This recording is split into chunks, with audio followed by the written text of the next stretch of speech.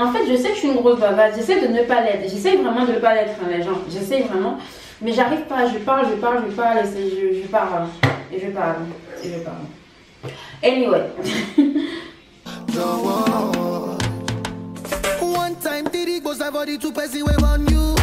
Bonjour les gens, j'espère que vous allez bien. Parce que moi, ça va. Bon, on se retrouve pour une vidéo impression. L'impression que j'ai eue de la Tanzanie, donc c'est la deuxième partie la deuxième et dernière partie de la Tanzanie sur la Tanzanie que je vais faire. En fait, là, je suis dans une optique où je veux que mes vidéos soient un peu moins longues et dispatcher les contenus. C'est pour ça que là, vous voyez par exemple que j'ai la même tenue, donc j'ai filmé le même jour, mais c'est vraiment pour dispatcher le contenu, pour que je ne donne pas trop d'informations dans une seule et même vidéo. Bon, on va commencer. Ce que j'ai oublié de dire dans la précédente vidéo, c'est que moi je suis en France, ma grande soeur elle est aux États-Unis, on s'est retrouvés en Tanzanie, mais aucune de nous n'a pu avoir de vol direct. Donc en fait, il n'y a pas de vol direct entre l'Europe, la Tanzanie et les États-Unis, l'Amérique là et la Tanzanie. Donc c'est une information que je vous donne comme ça, cadeau. Bref, mes impressions donc sur la Tanzanie. Déjà, moi j'ai fait de manière vraiment physique, j'ai fait 3 villes de la Tanzanie. Donc j'ai été à Dar es Salaam, qui est la capitale économique comme je l'ai expliqué précédemment. J'ai été à Zanzibar, qui est une île limitrophe de Dar es Salaam. Sachant que il n'y a pas que Zanzibar comme île, on parle beaucoup de Zanzibar juste, mais il n'y a pas que Zanzibar, il y a aussi Pemba qui est aussi une très grande île. Et à Zanzibar, vous avez les petites agglomérations à côté de Zanzibar, là. Bref. Alors j'ai été à Zanzibar, je n'ai pas fait Pemba. Et j'ai été à Arusha, qui est aussi une autre grande ville de la Tanzanie. Sachant que de Dar es Salaam à Arusha, on est parti, on a fait le trajet en voiture, donc on est passé par pas mal de villes et on a vu pas mal de choses. Malheureusement, à cette période-là, je ne filmais pas encore. Et alors, si vous voulez voir ce trajet-là, allez sur cette page-là. Et vous retrouverez le voyage de la Tanzanie. Mes impressions, non.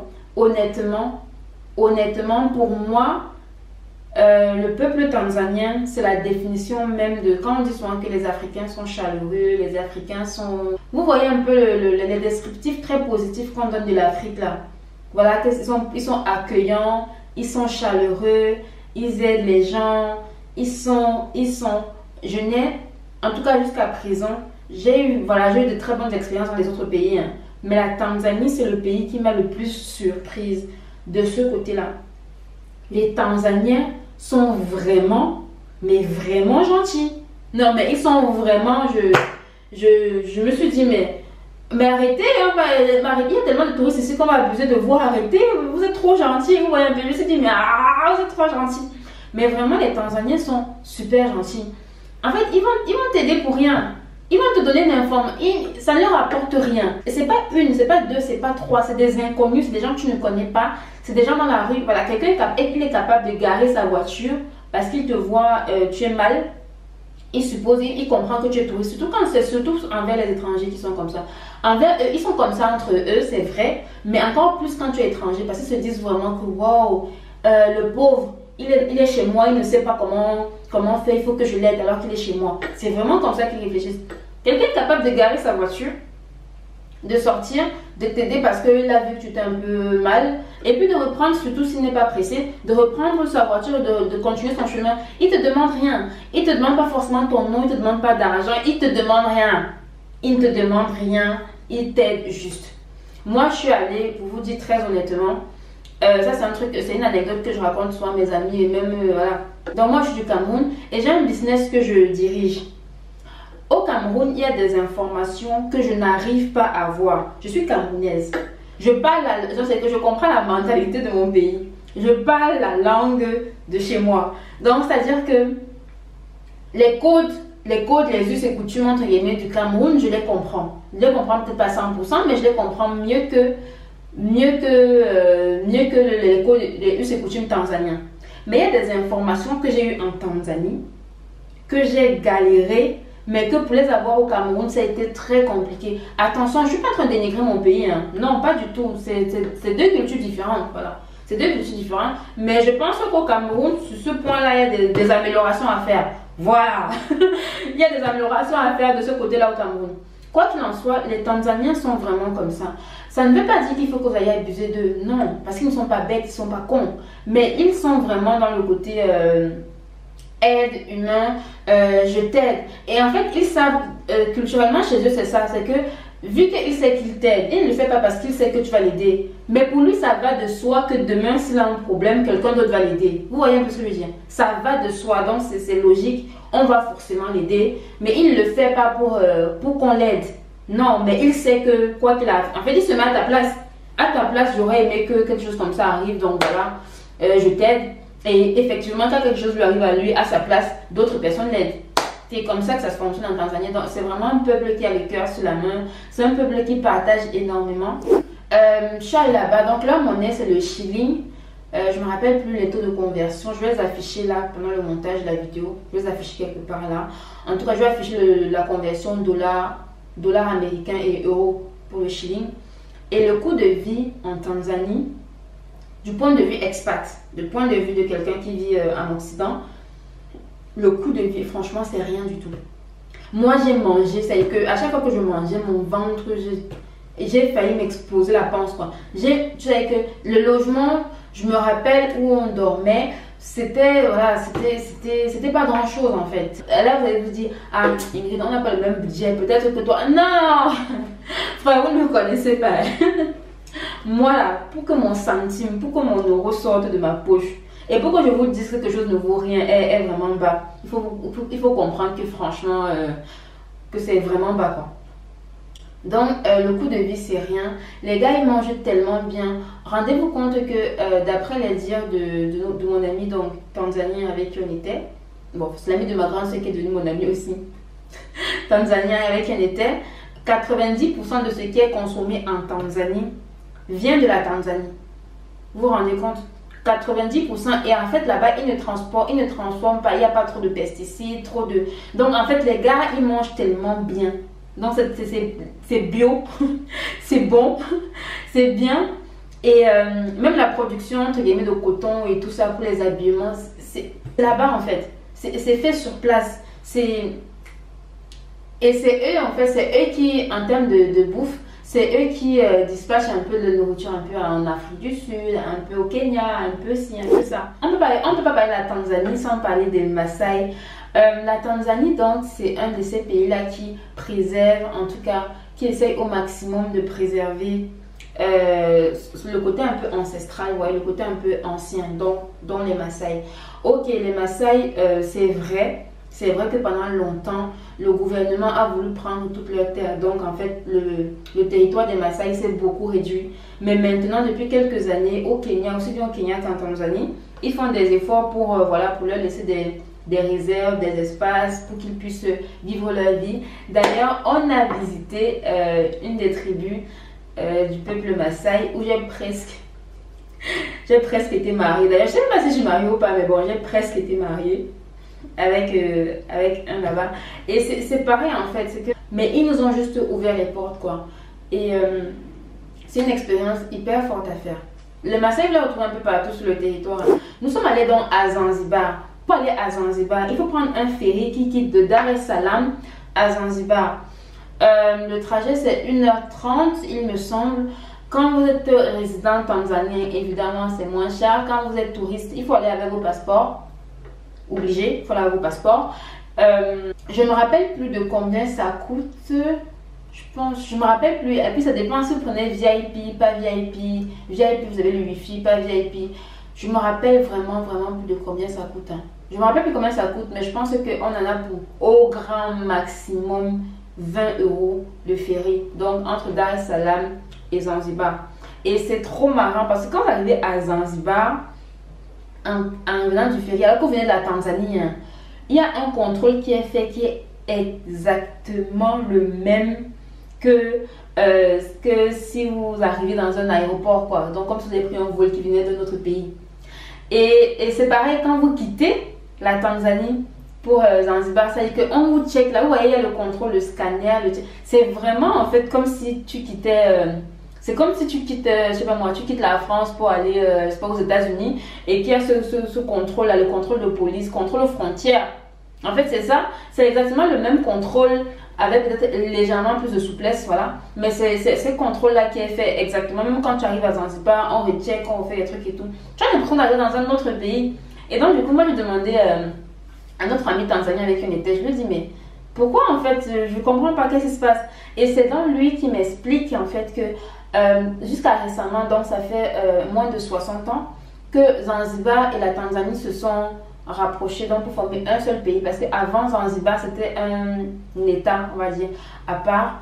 Et Tanzanie, c'était un État à part. Donc ça fait à peine 54 ans, je crois, qu'ils se sont rassemblés et qu'ils se sont dit, ok, on va s'appeler Tanzanie.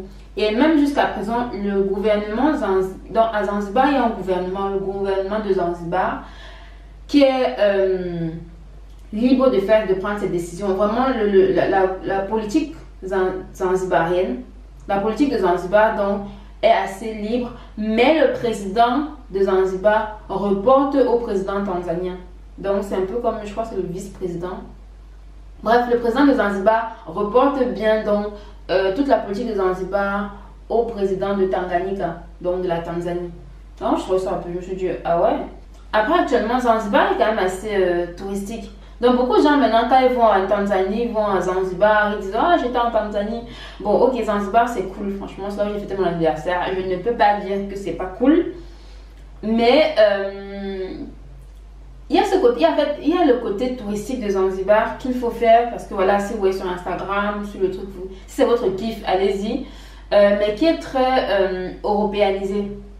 Donc c'est en Afrique, c'est beau, c'est ce que tu veux, mais c'est une vision un peu entre guillemets européanisée de l'Afrique qu'ils ont fait. Le Zanzibar touristique, c'est une vision un peu européanisée de l'Afrique.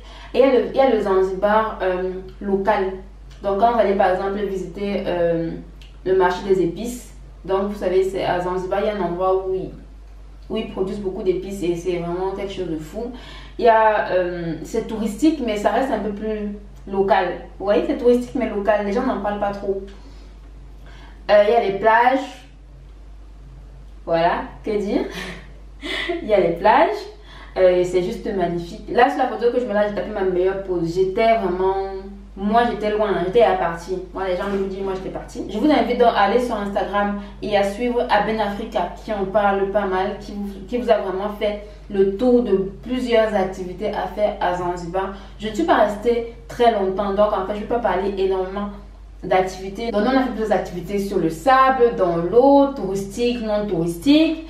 Voilà, allez-y et faites-vous votre propre idée.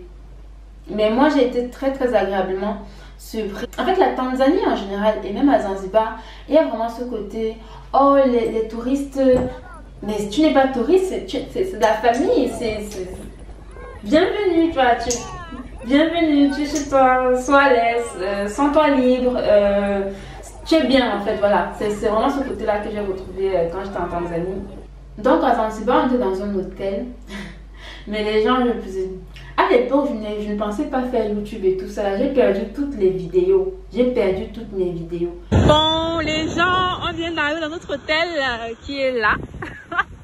Dans notre chambre, c'est là. Vous voyez ma soeur là. Et regardez devant quoi je suis. Ça, c'est vraiment les pieds dans l'eau, quoi. Vous voyez, notre chambre est là. On va se coucher là, du coup. Et là, on appelle ça avoir les pieds dans l'eau directement. J'adore! Le meilleur anniversaire de ma vie, je vous jure.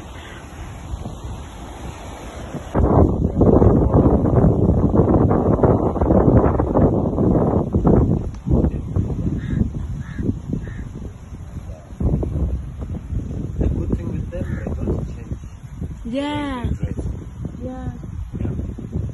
I'm sure that even traditional way you say to eat or to pray or that thing, they don't change it. Mais les gens, j'ai vécu ma meilleure vie à Zanzibar. C'est que la vie qu'on voit là, que sur les réseaux, dit que oui, c'est ça que moi aussi je vais aller faire là-bas. Après, je vais des Caraïbes, moi je vous parle de Zanzibar. C'est vraiment un petit paradis sur terre, le côté touristique, évidemment. Une info donc, que j'ai appris dans la semaine grâce à Ben Africa, j'en parle beaucoup. c'est que l'une des îles de Zanzibar, je vous ai dit qu'il y a Zanzibar, il y a Pemba, et il y a Zanzibar, la grande île, et puis il y a les petites, vous savez, c'est toujours comme ça. En fait, il y a les toutes petites îles à côté, mais qu'on appelle toujours Zanzibar, ou alors qu'il y a des petits noms locaux, mais que voilà, de manière entre guillemets un peu internationale, on va toujours dire que ça appartient à Zanzibar. Donc il y a une de ces toutes petites îles-là, ou alors plusieurs de ces petites îles-là, qui appartiennent à Tonton Gates. Tonton Billy, Tonton Gates. Va-t-on commenter cette information? Je vous laisse me dire ce que vous en pensez dans les commentaires. Beaucoup de personnes qui ne sont jamais allées en Afrique, ou alors qui ne connaissent pas bien l'Afrique, ou qui ne connaissent l'Afrique que d'un prisme négatif, ont des problèmes de sécurité. Et je peux vous assurer d'un truc, c'est que la Tanzanie est l'un des pays d'Afrique classé comme étant le plus sûr. Il n'est pas le plus sûr, mais il est dans le top, je crois le top 5 des pays vraiment très sûrs en Afrique. Après, on ne vous demande pas de vous balader comme ça avec votre téléphone dans la rue. Hein. Tu marches sur le téléphone comme ça, tu te balades. Non, ne soyons pas cons non plus, on n'est pas des débiles. Mais vous pouvez y aller tranquillement. Surtout que c'est un pays qui vit beaucoup de son tourisme, qui dépend beaucoup du tourisme. Donc, ils prêtent quand même très attention à ça. C'est un pays où j'ai trouvé qu'il y avait pas mal de discipline. Ça, j'ai beaucoup apprécié. Surtout, par exemple, sur la route. Genre, quand les voitures passent, les moyens de transport, les feux, on respecte les feux, on ne traverse pas n'importe comment. Ils ont un système de bus aussi qui fonctionne. C'est un peu comme le métro aérien. Hein? Et ça, je trouve ça juste super quoi. Super belle organisation. Pour vous dire, la Tanzanie, c'était le premier pays d'Afrique que j'ai visité en dehors du Cameroun. Donc moi, ça m'a fait déjà, je me suis dit, donc en fait, tous les autres pays ne sont pas forcément comme le Cameroun. En fait, les pays d'Afrique se ressemblent beaucoup, mais chacun sa spécificité. Et je trouve que par exemple, comparativement au Cameroun, donc, la Tanzanie, c'est un pays qui est très structuré. Ça, j'ai beaucoup aimé. Et la population aussi a une certaine entre guillemets, une certaine rigueur. Donc on conduit là-bas, on conduit à droite. C'est une ancienne colonie anglaise, donc ils ont vraiment le système anglo-saxon. Ça, c'est un petit conseil, savoir vivre jusque vous. Donc quand vous allez là-bas, n'hésitez pas à tipser. N'hésitez vraiment pas à tipser. Tipser, donc, c'est donner un pourboire. La Tanzanie fonctionne donc sur le modèle des pays anglo-saxons. C'est une ancienne colonie britannique. Vous savez que les anglo-saxons, notamment les États-Unis, le Canada, l'Angleterre, on fonctionne beaucoup avec le système des pourboires. Tu vas au restaurant, tu commandes un plat de 20 euros ou bien 20 dollars et tu laisses 2 dollars à la fin, tu laisses 1 dollar à la fin, tu laisses 5 dollars à la fin. Donc la Tanzanie fonctionne un peu comme ça. Alors c'est pour ça que les serveurs se donnent, en tout cas je trouve que les serveurs se donnent vraiment bien. Le service il est quand même bien fait là-bas parce que les serveurs savent qu'ils dépendent des pourboires là. Le salaire qu'on leur donne, d'après ce que notre guide nous a expliqué, n'est pas en général suffisant pour voilà, nourrir sa famille ou voilà, pour vivre sa meilleure vie. Donc en fait, n'hésitez pas si vous êtes là-bas à tipser. Oublions notre mentalité francophone. Là. Moi je dis ça, je suis la première radine. Hein. Je suis une grosse radine là, moi je ne me cache pas. Je sais que souvent c'est un peu compliqué, mais faut s'adapter quoi. 50 centimes ne vont pas forcément te manquer dans ton porte-monnaie, mais ça va faire du bien à la personne que tu tipses. Alors je ne vous dis pas de laisser 50 centimes, mais si vous pouvez laisser 10 euros, laissez 10 euros. Mais voilà. Voilà, c'était tout pour la vidéo de mes impressions sur la Tanzanie. N'hésitez pas à me dire dans les commentaires si vous connaissez le pays, si vous comptez y aller, à partager et voilà. Moi j'en ai marre là. Moi je suis en train de préparer. Là on est en juillet, je ne sais pas encore où je vais partir cet été. Je dois bouger là. J'ai mon corps qui gratte. Mais j'ai mon corps qui gratte. Je dois voyager. Je dois bouger. À la prochaine, bisous.